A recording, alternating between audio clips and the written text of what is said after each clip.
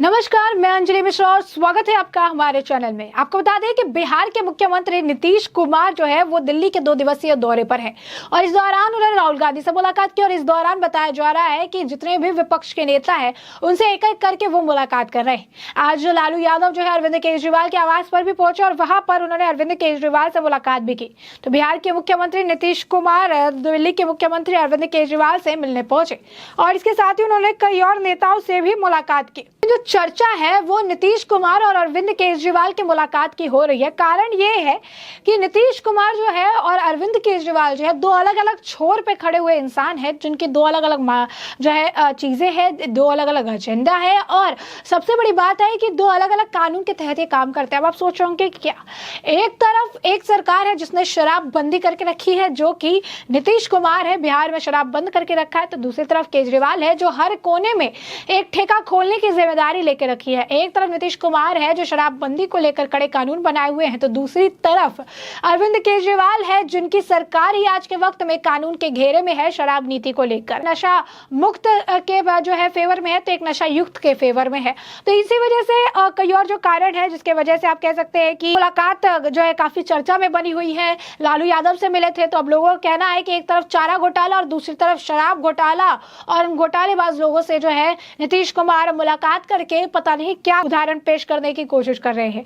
तो ये लगातार आपको बता दें कि दिल्ली में जो है इस मुलाकात की अहमियत बताई जा रही है। नीतीश कुमार लगातार विपक्ष को एकजुट करने की जो होड़ है उसमें लगे हुए हैं, लगातार विपक्ष को एकजुट करने की कोशिश कर रहे हैं ताकि 2024 में विपक्ष की तरफ से एक साझा उम्मीदवार जो है वो एक खड़ा किया जा सके 2024 के लिए। और इसे लेकर नीतीश कुमार को यह जिम्मेदारी सौंपी गई है। मुख्यमंत्री बनने के बाद से ये लगातार विपक्ष के नेताओं से मुलाकात कर रहे हैं। सिर्फ अरविंद केजरीवाल ही नहीं, अरविंद केजरीवाल से मुलाकात करने से पहले नीतीश कुमार जो है सीपीआईएम कार्यालय पहुंचे थे और वहां पर उन्होंने सीपीआईएम नेता सीताराम येचुरी से भी मुलाकात की थी। उसके बाद उन्होंने कहा था कि हमारी कोशिश है कि हम पूरे देश को जो भी स्थानीय पार्टी है वो एक साथ मिल जाए तो बहुत बड़ी बात होगी। इसके साथ ही आपको बता दें कि सीपीआईएम नेता सीताराम येचुरी का भी बयान आया था। उन्होंने कहा था कि हमारा स्वागत है कि वो फिर यहाँ आए और ये देश के प्रति एक बेहतर संकेत दिया गया है। विपक्ष की पार्टियों को एक होकर देश के संविधान को बचाना है। पहला टास्क है सबको एकजुट करना।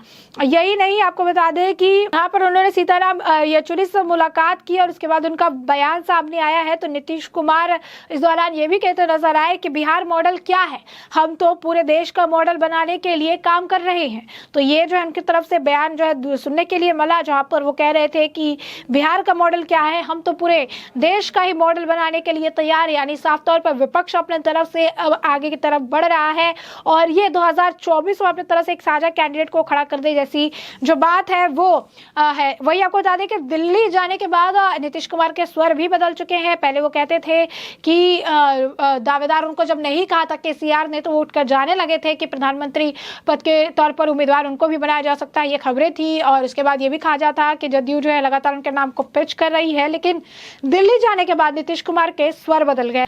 अब नीतीश कुमार ने मीडिया से बात करते हुए कहा कि मैं दावेदार भी नहीं और मुझे इसकी इच्छा भी नहीं है, यानी उन्हें पीएम बनने की इच्छा भी नहीं है और ना ही वो दावेदार है। यही नहीं, आपको बता दें कि भाकपा नेता डी राजा के साथ में उन्होंने दिल्ली में मुलाकात की, जिसके बाद डी राजा का भी बयान आया।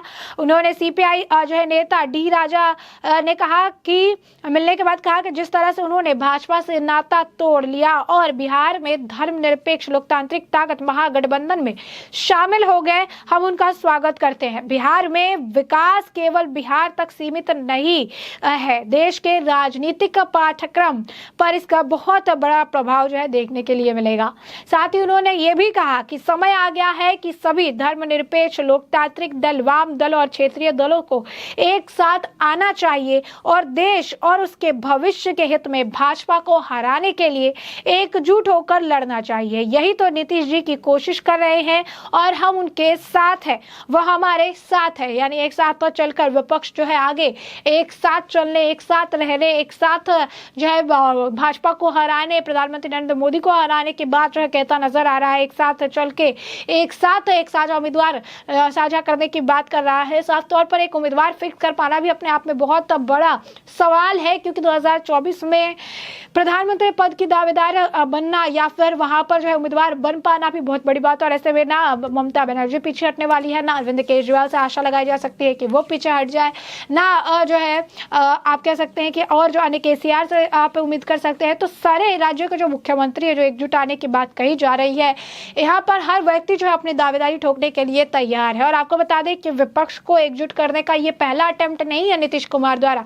इससे पहले भी कई सारे विपक्षी नेता इसी तरीके से सारे विपक्ष को एक साथ एकजुट करके भाजपा के खिलाफ खड़े करने की कोशिश कर चुके हैं, चाहे वो जो है ममता बनर्जी हो या फिर शरद पवार। लेकिन किसी को भी इस पूरे मामले में सक्सेस जो है वो हाथ नहीं लगी है, क्योंकि हमेशा विपक्ष में किसी ना किसी बात को लेकर मतभेद होता ही रहा है और होता ही रहेगा, इसीलिए वो विपक्ष है।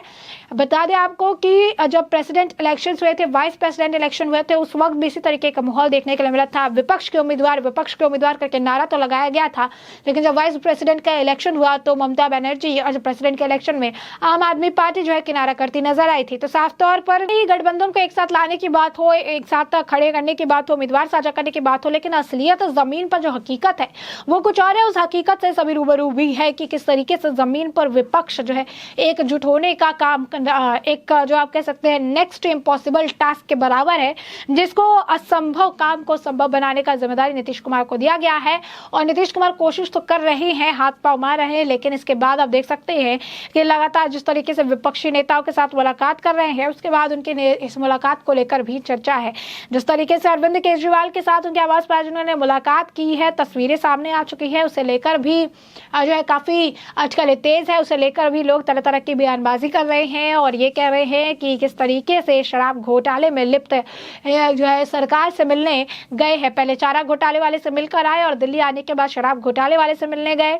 इसके बाद फिर इस मामले पर ये भी लोग अपनी तरफ से प्रतिक्रिया दे रहे हैं कि नीतीश कुमार को अब कुछ है नहीं करने के लिए, तो इसी तरीके से एक नशा युक्त और एक नशा मुक्त भारत बनाने का अभियान चला रहे हैं। अपने अपने राज्य में कहीं दारू बंद है तो कहीं पे ठेके खोलने की जिम्मेदारी है।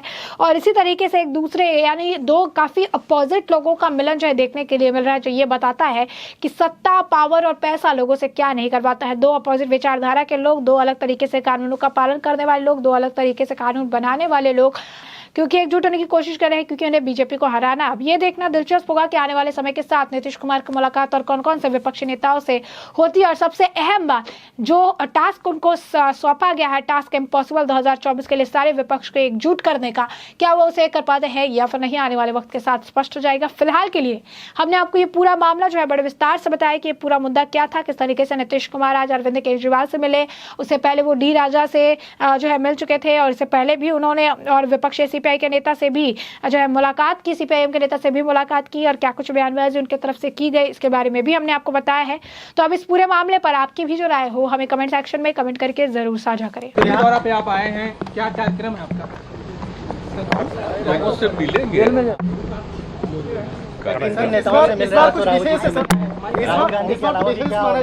आज तो उनसे मिलेंगे ही। राहुल गांधी से मुलाकात होगी, शरद पवार, केजरीवाल का भी कहा जा रहा है, उनसे भी आप मिलेंगे। तो विपक्षी एकता की बात कही जा रही है, माले इन सब लोगों के नेताओं से मिलेंगे। शरद पवार, अरविंद केजरीवाल से, माननीय राष्ट्रपति जी और माननीय उपराष्ट्रपति जी, उन लोगों से भी मिलेंगे।